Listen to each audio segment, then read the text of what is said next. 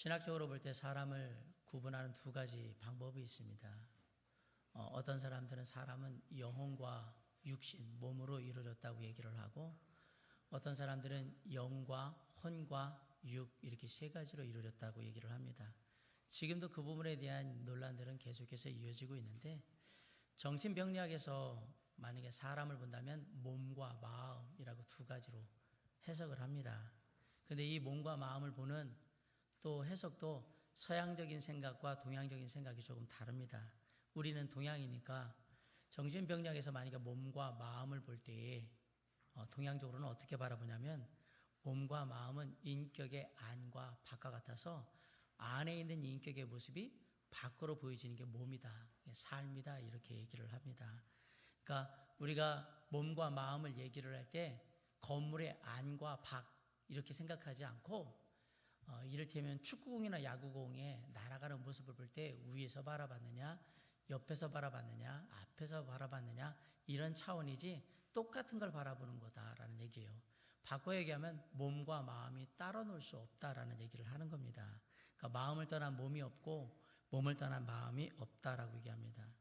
예적부터 몸과 마음이 하나가 되어서, 이제 성경으로 말하면 육신과 영혼 또는 육과 영, 혼이 하나가 되어서 함께 움직이게 되어 있고, 그 중에 하나라도 문제가 생기면 어느 쪽에 이상한 징후가 나타나기 시작하는 거예요. 어떤 마음의 문제가 생기거나 몸의 문제가 생기거나 그렇게 된다. 그래서 몸과 마음은 서로 상호간의 관계가 긴밀하게 연결되어 있다라고 얘기를 합니다. 철학자 아리스토텔레스는 제자들한테 이렇게 말했어요. 머리를 빼놓고 눈을 치료해서, 그러니까 몸을 치료할 수 없고, 몸을 빼놓고 머리를 치료할 수 없다. 마찬가지로 마음을 빼놓고 몸을 다루는 것은 말이 안 된다라고 얘기를 했어요. 서기 60년부터 140년까지 살았던 로마의 의원이 있는데, 유베날이라는 의원이 몸과 마음은 아주 밀접한 관련을 갖고 있어서, 그러니까 영혼과 육신은 정말 서로에게 놀라운 상관관계를 갖고 있어서 하나만 중요하고 하나만 덜 중요하고 이렇게 관계가 되지 않는다. 그래서 한 유명한 말이 있습니다. 건강한 신체에 건전한 정신이 깃든다. Sound mind, sound body라는 말이 바로 이 사람이 한 얘기예요. 우리가 아시다시피 요즘은 마음이 어떠냐에 따라서 몸의 상태가 나타나고, 몸의 상태를 보면 그 마음이 어떤지를 다 알 수가 있어요. 몸과 마음에 대한 여러 가지 많은 연구들이 있는데, 그것은 우리 안에 있는 것이 밖으로 표출되는 모습들이기 때문에 그래요. 그런데 이 부분에 대한 많은 연구들이 있지만 확실하게 이거다 저거다 결론은 잘 못 내리는 부분들도 많습니다. 그러나 한 가지 확실한 건 있는데요. 우리의 몸을 통해서 우리의 마음이 어느 정도 읽혀진다라는 사실이에요. 이를테면 많은 사람들이 얘기할 때 눈이 마음의 거울이라고 얘기를 합니다. 그러면 바꿔 얘기하면 우리의 몸이 마음의 상태를 다 얘기해 줄 수 있다는 얘기예요. 몸 중에 일단 얼굴 같은 걸 봐도 사람이 막 근심 어린 얼굴을 하고 있으면 우리가 물어봐요. 뭐가 문제가 있으세요? 라고 물어본단 말이에요. 또 사람이 화나는 얼굴이 있으면 뭐 화나는 일 있으세요? 이렇게 물어봅니다. 바꿔 얘기하면 물론 대부분의 사람들이 다 그렇겠지만 우리의 마음의 상태가 얼굴이라는 몸의 모습으로 그대로 이렇게 다 표현이 되고 있다라는 사실입니다. 간단한 예로 사랑하는 사람들을 한번 보면 사람들은 보면 일단 얼굴의 표정이 다릅니다. 표정만 다르는 게 아니라 옷차림도 다르고 화장도 달라지고 말투도 달라지고, 그리고 얼굴 표정도 아주 다양해집니다. 사랑하고 있다라는 걸 표현하는 그런 마음의 상태가 몸으로 표현되기 때문에 그렇습니다.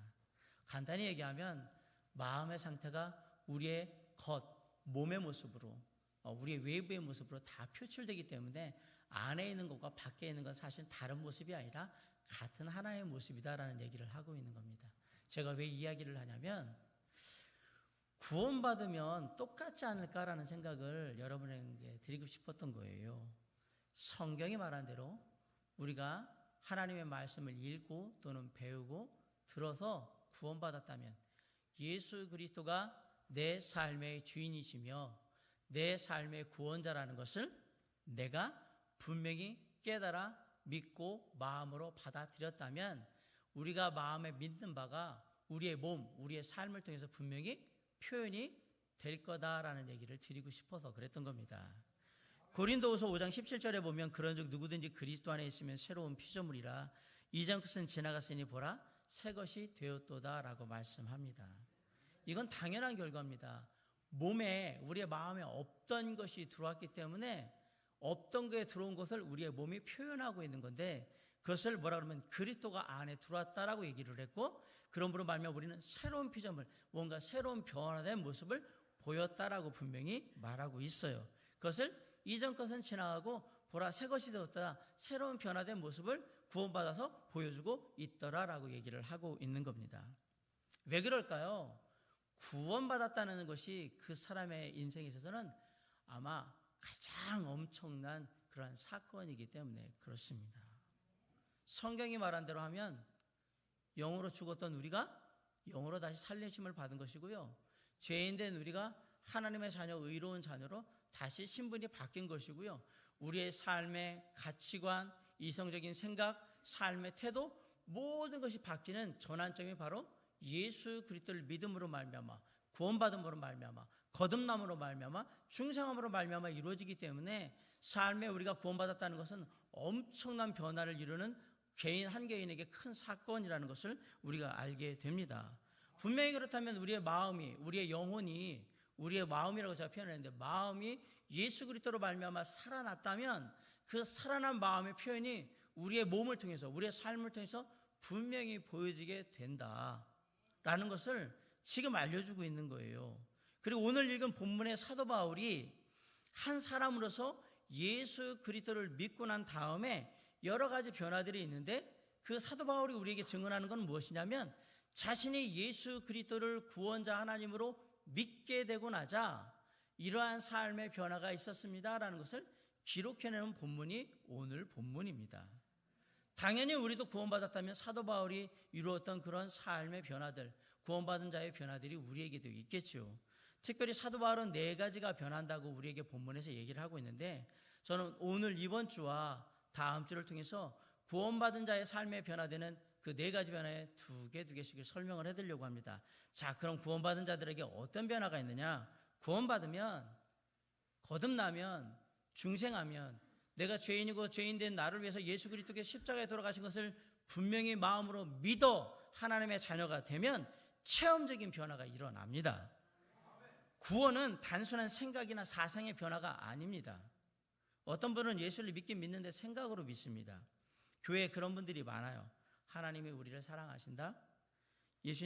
하나님께서 우리를 사랑하셔서 예수님을 이 땅에 보내셨고 우리의 모든 죄를 위해서 십자가에 달려 죽으시게 하고, 십자가에 달려 죽으신 예수님께서는 부활하셨다가 나중에 승천하셔서 하나님 보좌 우편으로 가셨다.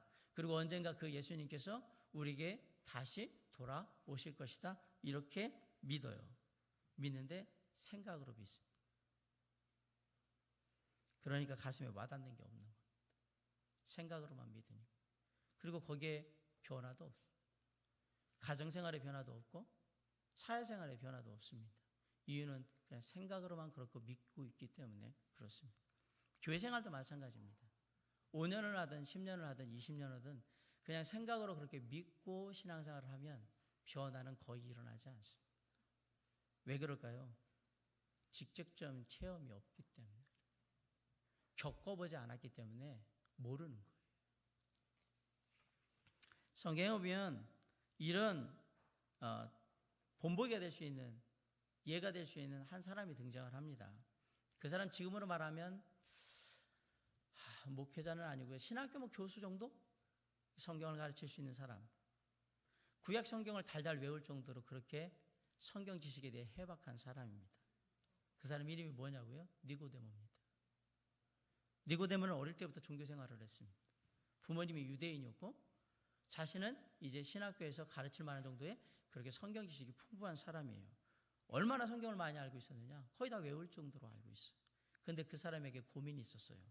가슴에 말씀을 다 믿는다고 하는데 와닿는 게 하나도 없는 거예요. 도대체 어떻게 해야 하늘나라에 걸어갈지 확신도 없어요. 그러다 보니까. 그래서 예수님을 찾아서 밤중에 니고데모가 옵니다. 그리고 예수님을 만나서 얘기합니다. 예수님, 다른 사람들이 뭐라고 해도 제가 보기에는 예수님은 정말 훌륭한 선생님이시고 그리고 정말 훌륭한 선지자이십니다. 이렇게 얘기를 하면 또 예수님이 이거 뭐 그렇게 쑥스럽게 그렇게 칭찬까지 하시냐고, 뭐 때문에 오셨는지 모르면 잠깐 앉으시라고 이럴 것 같죠. 그러나 예수님이 그러지 않으셨어요. 예수님이 니고데모를 딱 보자마자 단도직입적으로 니고데모야, 내가 진실로 진실로 네게 이르니 사람이 거듭나지 아니하면 하나님의 나라에 들어갈 수 없느니라. 그냥 돌직구를 딱 날려버렸어요. 예수님이 니고데모야, 너 생각으로 그냥 그렇게 믿고 있는 거지? 그러면 하나님의 나라에 못 들어가. 구원이라는 것은 사람이 다시 태어나는 거하고 똑같아. 사람이 태어난다는 것은 분명히 체험적인 과정이 있어야 되는 것이고, 그건 실제하는 거야. 내가 볼 때 너는 다시 태어나야 된다 라고 얘기를 하신 거예요. 그랬더니 니고데모가 충격을 받아서 예수님한테 물어봐요. 아니 예수님, 제가 어떻게 다시 태어납니까?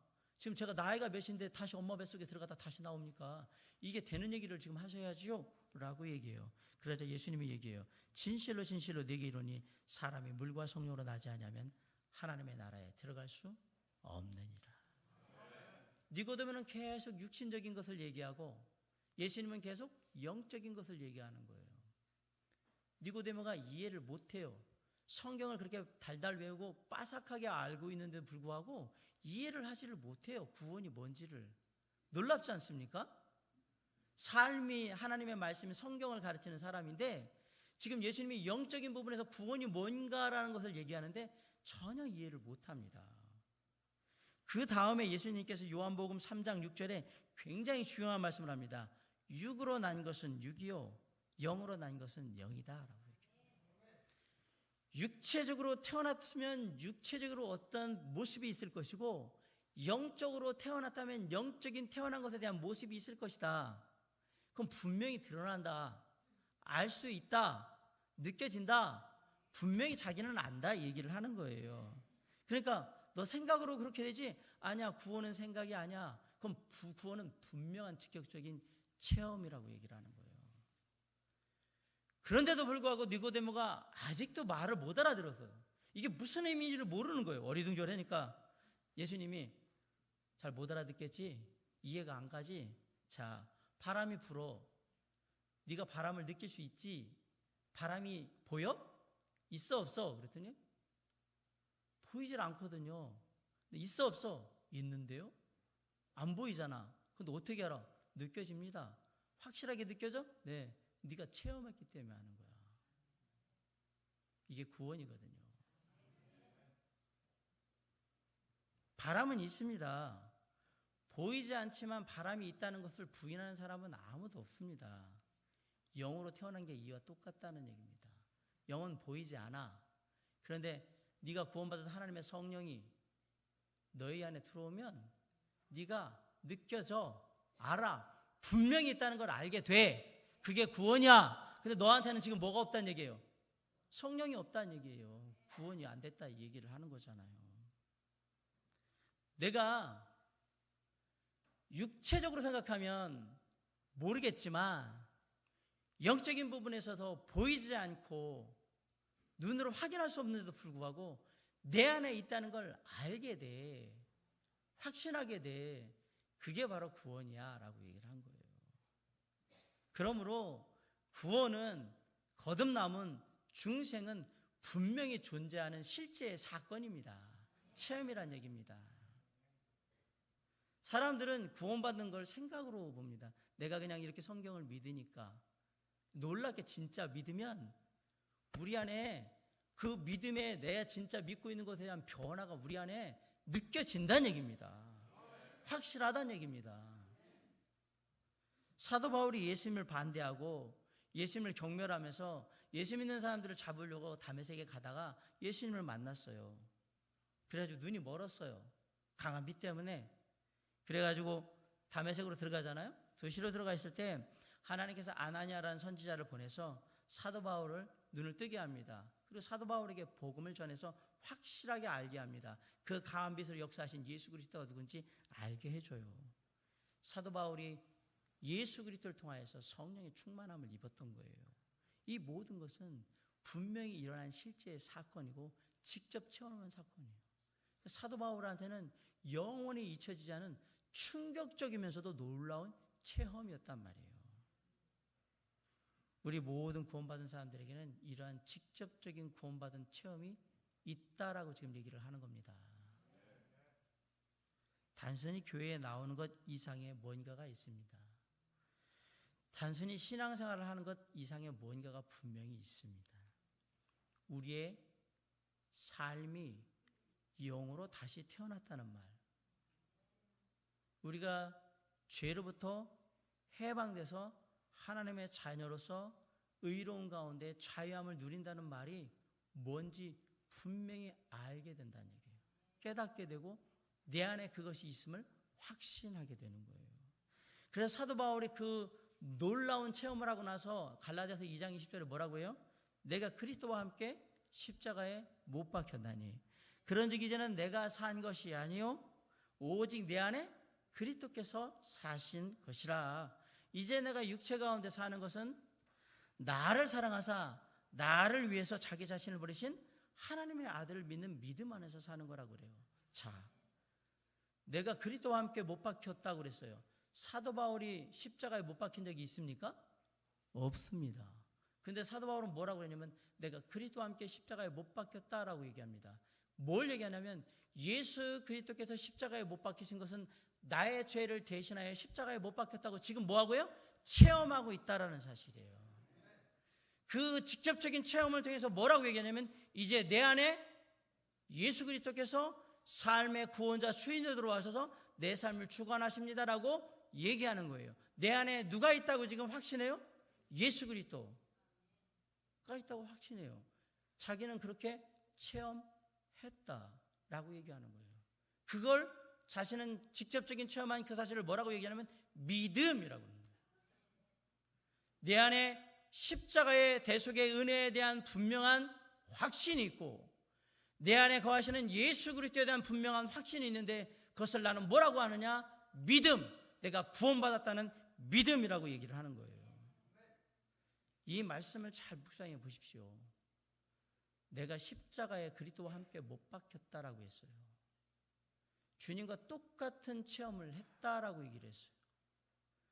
실제는 안 했는데 진짜 똑같은 체험을 했다라고 얘기를 했어요. 구원은 그런 거란 말이에요.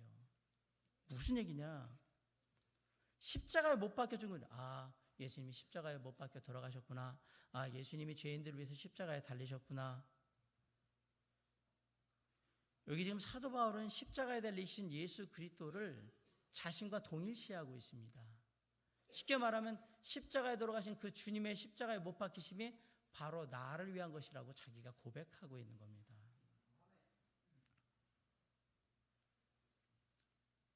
십자가에 돌아가신 게 나를 위해서 십자가에 돌아가셨다고 그렇게 체험하고 있단 말이에요. 그래서 얘기하는 거예요. 내가 그리스도와 함께 십자가에 못 박혔다. 내가 못 박혀야 체험을 할 거 아닙니까? 우리 소경 집사님이 못 박히고 이천복 집사님이 못 박혀도 제가 어떻게 체험을 합니까? 내가 못 박혔어야 되는 거란 말이에요. 십자가에 내가 못 박혀야 되는 건데 예수님이 하셨는데 그걸 깨달은 거예요. 근데 그게 내가 못 박힌 것 같이 그렇게 느껴지더란 말이에요. 주님의 고통이 나를 위한 고통으로 다 절절히 와닿는 거예요. 그게 구원이에요. 그런데도 불구하고 이렇게 설명을 해줬는데도 불구하고 니고데모가 아직까지 이해를 못해요. 야, 니고데모야, 네가 어떻게 구원받는지, 어떻게 거듭났는지, 어떻게 중생의 삶을 살 수 있게 되는지 알고 싶지? 네 아직도 이해를 못하는 것 같으니까 내가 한 가지 비유를 들 테니까 잘 들어. 그리고 다시 얘기를 해줘요. 그러면서 다른 이야기를 하나 합니다. 모세가 출애굽할 때 광야에서 이스라엘 백성들이 불순종하면서 지내니까 하나님이 불뱀을 보내가지고 불순종하는 이스라엘 백성들을 다 물어서 어떻게 했냐면 그 불뱀의 독이 사람들 몸에 퍼져가지고 다 시름시름 앓다가 다 죽게 됐잖아. 그지? 네, 그렇습니다. 니고데모가 잘 알죠. 왜냐면 구약 성경에 나오는 내용이니까. 그런데 모세가 그 모습을 보면서 이러다간 이스라엘 백성들 다 죽겠다라고 생각이 들어서 하나님 앞에 나가서 하나님 죄송합니다. 저희 백성들이 죄를 졌습니다. 저를 봐서라도 백성들을 좀 살려주시면 좋겠습니다. 용서해 주십시오. 그랬을 때 하나님께서 그들이 그 불순종의 죄악으로 인한 심판에서 벗어날 수 있는 한 가지 방법을 알려주셨어요. 나무로 만든 장대에 놋뱀을 만들어서 달아라. 그리고 가서 얘기해라. 이 놋뱀을 보는 자들은 다 다시 살리라. 그리고 얘기하니까 알겠습니다. 그래서 장대에다가 놋뱀을 만들어 달고 모세가 다니면서 외치는 거예요. 이 놋뱀을 바라보는 자는 다시 살리라. 외치고 다녔어요. 그럼 백성들이 난리가 났습니다. 왜? 아니 지금 불뱀에게 물려가지고 독이 퍼져가지고 내가 죽을 판인데 의사를 데려오든지 해독제를 주든지 해야지 뭐 나와서 놋뱀을 보라고 그 난리를 치고 막 그러냐고. 지금 제가 지금 저정신인가? 라고 생각하는 거예요. 뱀에 물린 사람들이, 불뱀에 물린 사람들은 지금 어디에 있을까요? 다 자기 장막에 들어 넣어가지고 지금 죽을 때를 기다리고 있는 거예요. 그런데 모세가 뭐라고 하냐? 지금 다 나와서 장대에 달린 놋뱀을 보면 다시 살리라. 근데 그 말을 건성으로 듣고 웃기는 소리 하지 말아라. 그런 것 가지고 지금 할 때가 아니지. 의사 데려와야지. 해독제 줘야지. 그러면서 그런 능력도 안 되는 모세라고 막 원망했던 사람들은 결국 다 어떻게 됐습니까? 죽었습니다. 그런데 그렇게 외치고 다니는 모세 얘기를 들으면서 이해도 안 가고 얼토당토 않지만 어차피 죽을 몸 나가서 쳐다보고 죽든지 뭐든지 한번 나가보자고 하면서 그 되지도 않는 몸을 기어서 꾸역꾸역 나와서 놋뱀을 바라본 자는 다시 살았습니다. 그럼 이 사람들이 나올 때 무슨 과정이 있겠어요? 자 보세요. 그 아픈 몸을, 죽어가는 몸을 질질질질 기어서 끌고 장막 밖으로 나와야 돼요. 놋뱀을 보기 위해서는. 그리고 다시 살았어요. 누가 말할 때 너 그때 불뱀에 물렸었지? 어떻게 나왔어? 이렇게 나왔어. 진짜야? 어떻게 걸어? 내가 직접 기어서 나가가지고 봐서 살았으니까. 구원은 직접적인 체험입니다. 생각하는 게 아닙니다. 아직도 이 갈보리의 십자가가 우리 모두를 위해서 예수님이 돌아가신 사건으로 자꾸 느껴지면 당신은 심각하게 생각해 봐야 됩니다. 물론 우리의 죄를 위해서 예수님이 십자가에 돌아가셨다라고 우리가 얘기할 수 있습니다. 그러나 제가 말씀드리는 의도를 잘 기억하세요. 예수님은 나를 위해 십자가에 돌아가신 겁니다. 그게 구원입니다. 우리를 위해 돌아가신 게 아닙니다. 나를 위해서 십자가에서 돌아가신 겁니다. 우리의 마음속에 예수님의 나를 위해서 십자가에 돌아가셨다는 그 직접적인 체험이 없으면 구원받지 못합니다. 나를 위해 십자가에서 돌아가셨다는 얘기는 내 죄를 위해서 돌아가셨다는 얘기고, 내 죄를 위해서 돌아가셨다는 얘기는 내가 죄인이라는 걸 인정하는 거거든요. 구원은 죄인된 나를 인정하고 그 죄를 내 스스로 해결할 수 없음을 내가 깨닫고 누구에게 나가는 겁니까? 나를 만드신 분, 나를 나보다 더 사랑하시는 분, 그래서 이 땅에 오셔서 구원의 길을 여신 분, 예수 그리스도 앞에 나아가는 거예요. 내가 나갔기 때문에, 그리고 나아가서 그분을 믿었기 때문에 나에게 체험이 있는 거예요.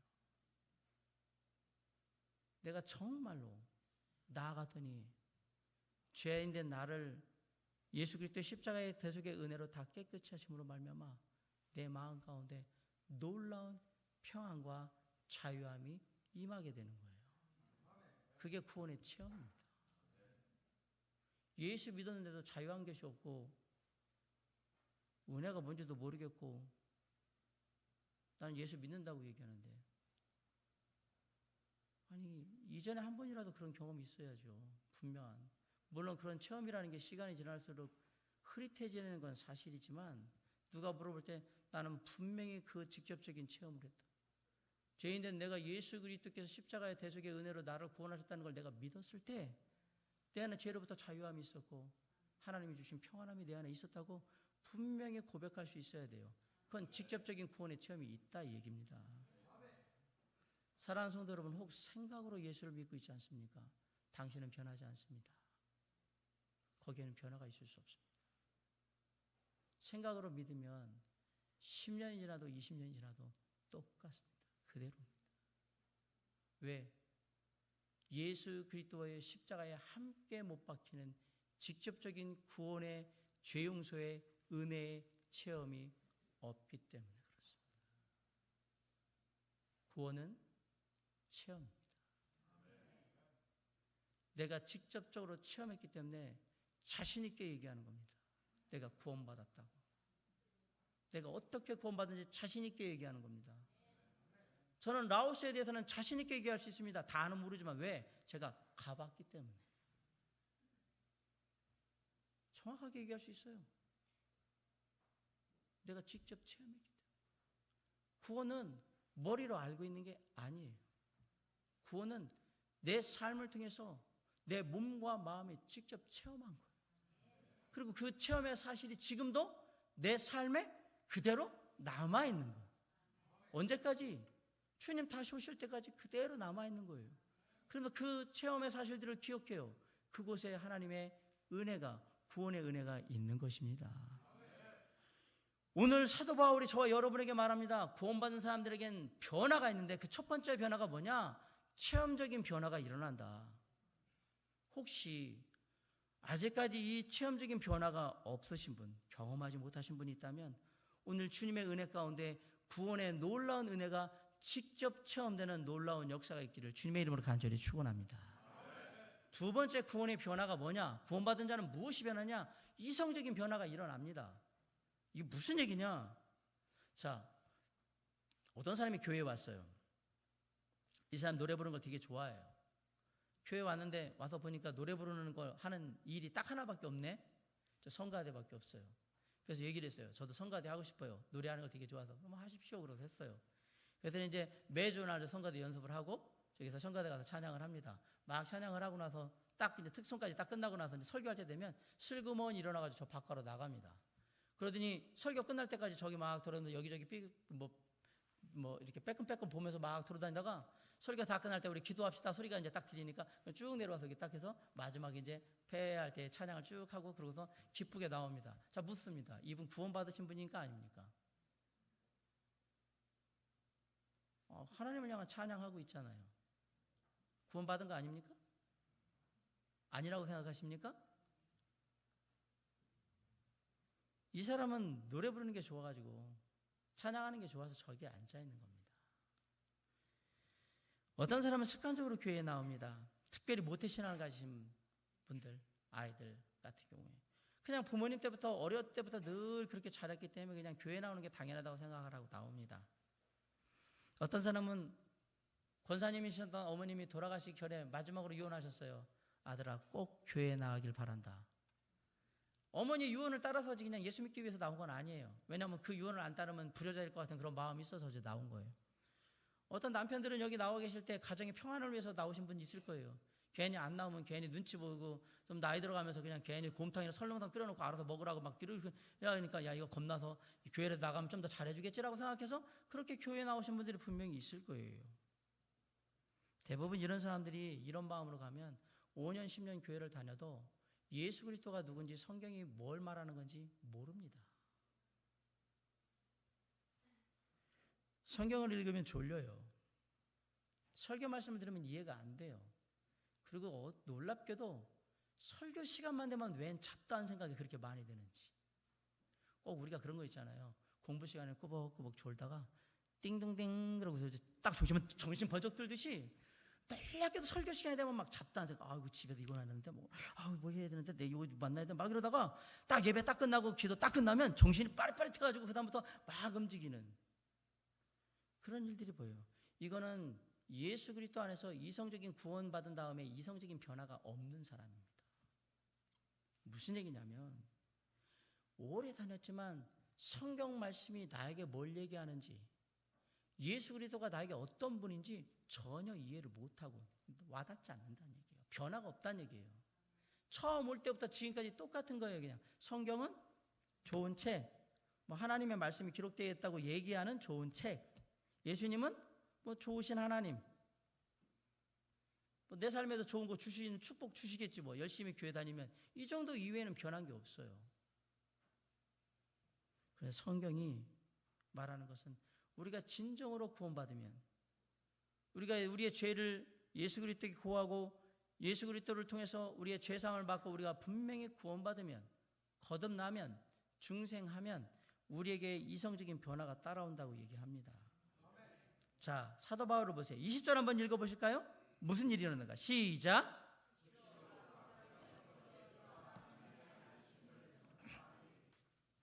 사도 바울이 옛날에 어떤 사람이었습니까? 예수를 정말 싫어했던 사람입니다. 예수 믿는 애들을 내 평생 사명이 뭐예요? 제가 얘기했잖아요. 때려잡자 예수쟁이. 이게 사도 바울의 삶의 모토였다라고 분명히 말씀드렸잖아요. 그래서 잡아다가 때리고 가두고 죽이기까지 했던 사람이 사도 바울이에요. 근데 그 바울이 지금 뭐 하고 있어요? 예수가 하나님이라고 전파하고 있어요. 하나님의 아들이라고. 뭐가 변했어요? 이성적인 변화가 일어났잖아요, 지금. 그죠? 22절 한번 읽어보세요. 자, 시작.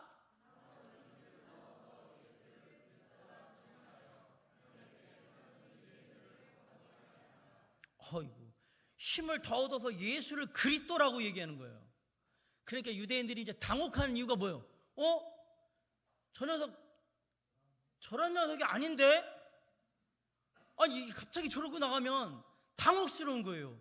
얼마 전까지만 그러지 않았던 사울이, 이 녀석이 정신이 어떻게 이상해졌는지 이제는 예수가 그리스도라고 이거 하나님의 아들이라고 막 얘기를 하니까 당혹스러운 거예요. 사울에게 무슨 변화가 일어났습니까? 예수 그리스도에 대한 분명한 생각의 변화가 일어나지 않습니까? 그 예수가 누구냐면 내가 죽이기 쉽도록 미워했던 그런 예수가 아니라 나를 구원하신, 나의 죄를 용서하신 나의 구원자 메시아 그리스도 예수가 된 거예요. 이게 구원이에요. 구원받은 사람은 이런 변화가 분명히 있습니다. 예전에는 그러면 예수님 그러면 뭐 공자님, 석가, 마호멧, 예수 세계 4대 종자 중에 하나, 그냥 좋으신 분, 뭐 위대하신 분이니까 뭐 좋은 얘기 했겠지. 그러나 우리가 믿고 나면 예수는 나의 구원자시요 나의 하나님이 되는 겁니다. 구원받았는데 예수님은 그냥 좋으신 분이야. 세상의 죄를 위해서 돌아가신 분이래. 그리고 뭐 믿는 자들한테 축복하시는 분이래. 아니요. 예수 그리스도는 죄인된 나를 위해서 내 모든 죄를 지시고 십자가에 달려 죽으심으로 말미암아 죄인된 나의 모든 죄를 깨끗게 하심으로 그 사실을 믿는 나에게 하나님의 자녀가 되는 놀라운 특권을 주셨고 하늘의 나라에 갈 수 있는 놀라운 소망을 주신 좋으신 하나님, 사랑이 많으신 하나님, 은혜가 풍성하신 하나님, 오직 유일하신 하나님이라고 고백하는 겁니다. 그게 구원받은 자의 모습입니다.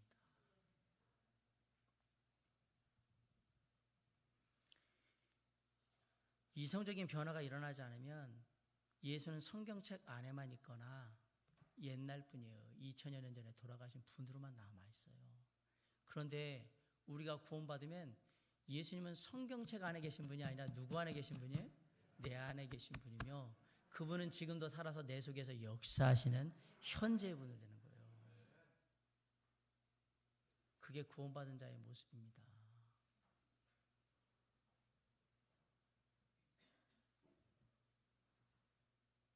죄인된 나를 위해서 내가 죄로부터 벗어날 수 없음을 이미 아시고 하나님께서 인간의 몸을 입고 이 땅에 오셔서 우리를 향해서 우리의 죄를 대신해 가슴 고난을 당하시고 십자가에 돌아가심으로 말미암아서 저와 여러분의 모든 죄를 깨끗게 하셔서 그걸 믿는 자에게 죄로부터 자유함을 주고 하나님의 자녀 삼으신 나의 구원자, 나의 하나님, 그분이 바로 예수 그리스도십니다. 구원받으면 예수님에 대한 생각이 바뀝니다. 그리고 또 뭐가 바뀌냐? 성경 말씀에 대한 생각이 바뀝니다.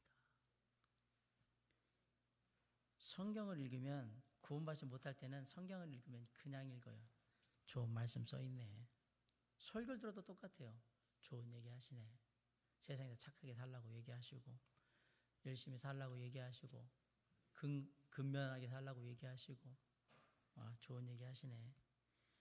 성경책에 보면 참 자기 개발하는데 참 도움이 많이 돼. 성경적으로 성경 이렇게 말씀 들으면 이게 윤리적으로 어떤 도덕적으로 좀 깨끗한 삶을 사는데 참 많은 좋은 얘기들을 하고 있어. 야, 시편 같은 거 보면 진짜 어떻게 시를 이렇게 써놨을까? 정말 놀라운 문학이다 라고 생각을 해요. 성경을 많이 읽으면 지식도 많이 일어나고 고상한 얘기도 많이 할 수 있는 좋은 책. 그래서 성경 많이 읽으면 좋은 사람, 착한 사람 된다 이렇게 생각을 합니다. 그래서 마음의 양식을 쌓기 위해 성경을 읽는 사람도 꽤 있습니다. 성경이라는 책에서 하나님만 빼면 세상에서 성경보다 더 좋은 책은 없습니다. 하나님만 딱 빼보세요. 제일 좋은 책입니다. 아울러서 성경의 가르침에서 하나님만 딱 빼면 세상에서 가장 고상한 가르침이 성경의 가르침입니다. 뭐만 하면 되냐? 하나님만 싹 빼면 돼요. 예수만 딱 빼면 되는 거예요. 구원받지 못한 사람들의 성경을 바라보는 생각은 바로 이거란 얘기입니다. 그런데 우리가 구원받고 나면 예수 그리스도의 십자가의 대속의 은혜를 내가 직접 체험하고 나면 창세기 1장 1절부터 계시록 마지막 장 마지막 절까지 다 절절히 예수 그리스도의 은혜가 나타나기 시작합니다. 아멘? 한번 읽어보세요. 와, 어떻게 이런 우리를 향한 놀라우신 계획과 사랑을 이렇게 다 적어놓으셨을까? 구약에 레위기나 민수기 이런 거 읽다 보면 막 뭐 소를 잡네, 양을 잡네, 염소를 잡네, 뭐 어쩌고다 뭐 비둘기를 내는 막 이런 뭐 이렇게 어렵게 그냥 아무데나 가서 마트에 가가지고 그냥 고기 갖다 이렇게 드리고 그냥 제사 드리고 태우고 그러면 되는 거지. 뭐 기름 필요하면 식용유 사다 부으면 되고 막 그러면 되지. 막 이렇게 했는데 구원받고 나서 그 사실을 보면 우리가 날마다 죄로 인해서 하나님 앞에 나아가 이렇게 죽음으로 우리의 죄를 다 고해야 하는 것을 예수님이 단 한 번에 끝내셨다는 놀라운 사실을 깨달으면서 아멘 주여 하는 거예요. 안 다가오세요? 성경을 다시 한번 읽어보십시오. 야, 이 맨날 이렇게 주님 앞에 죽음으로 나가야 되는 우리의 이 모든 것을 단 한 번에 영원히 예수께서 해결하신 거예요. 그게 깨달아지는 게 구원입니다. 그게 출애굽기를 읽으면 이스라엘 백성들이 막 불순종해서 하나님 말씀 안 들은 거야. 야, 징하게 징글징글하게 아주 고집 피우면서 참 이것들 말 진짜 안 듣네 이렇게 생각했던 구절이 주님 이게 바로 제 모습. 하나님의 말씀에 징글징글하게 말씀에 순종하지 않고 반역하고 안 하려고 하고 피하려고 하고 이 이스라엘 백성들의 모습이 바로 제 모습입니다라고 고백하는 게 바로 구원받은 자의 고백입니다. 성경이 달라 보이는 겁니다. 성경 말씀을 읽잖아요. 다 나를 향한 말씀으로 다 읽혀져요. 하나님의 말씀을 듣잖아요. 다 나한테 하는 소리로 다 들려요. 하나님의 말씀을 묵상하잖아요. 다 내게 교훈하는 하나님의 가르침으로 다 마음에 새겨져요. 놀랍게 당신은 구원받은 사람입니다. 이거 우리 김명희 형제님 이거 봐야 돼. 그래야지 사람이 정신 차리든지 하지. 아니요. 구원받은 사람은 절대 그렇게 성경을 보지 않습니다. 모든 게 나를 향한 하나님의 말씀이기 때문에 내 아내나 내 남편이나 내 자녀나 아무개 형제 아무개 자매 누가 봐야 되는 말씀이 아니라 다 나를 향한 말씀으로 성경에 대한 이해가 완전히 바뀌게 되는데 그것이 구원받은 자의 변화라고 성경은 우리에게 얘기합니다. 바울이 그렇게 변했잖아요. 그렇게 나를 향한 말씀으로 철저히 다가오니까 성경이 나를 향한 말씀처럼 다가오는 구절이 있으면 밑줄 긋고 메모하고 막 그러고 하나님의 말씀을 듣다가 나를 향한 하나님의 음성이 들리면 아멘 하며 눈물 뚝뚝뚝뚝 흘리면서 제가 그랬습니다라고 고백하면서 감격하고 감동하고 은혜에 들어가는 거예요. 설교의 말씀뿐만 아니라 성경을 읽다가도 어떤 구절에 대해서 좀 하나님이 나에게 이게 뭐라고 얘기하신 건데 내가 이해하지 못하겠는데 그러면 이 사람부터 이게 무슨 뜻이야? 저 사람부터 이게 무슨 뜻이야? 계속 물어봐요. 왜? 나를 향한 하나님의 뜻을 알고 싶은 내 안의 열망이 가득하기 때문에 이것이 구원받은 자가 성경에 대해서 변화된 태도입니다. 그래서 말씀을 듣고 싶고 배우고 싶고 읽고 싶은 겁니다.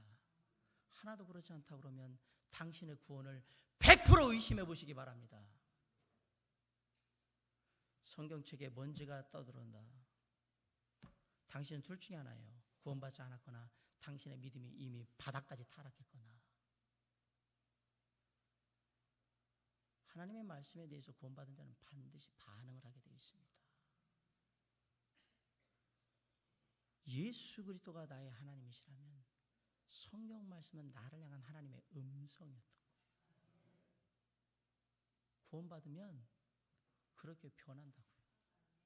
저는 지금 그 얘기를 하고 있는 거예요. 사랑하는 성도 여러분, 이것이 깨달아지셨습니까? 당신은 구원받은 사람이 맞습니다. 이게 깨달아지지 않습니까? 내 안에 그런 체험이 없습니까? 이제 조용히 무릎 꿇고 고백해야 합니다. 주님, 저에게 그러한 체험적인 삶의 변화도 이성적인 변화도 없습니다. 제가 고백합니다. 그리고 이 시간 주님 앞에 나와야 합니다. 여러분, 그냥 좋으신 하나님이 나의 구원자 예수 그리스도로 깨달아지셨습니까? 그냥 좋은 내용이 달려있던 성경책이 나를 향한 하나님의 연애편지 러브레터로 절절히 그 사랑이 읽혀지십니까?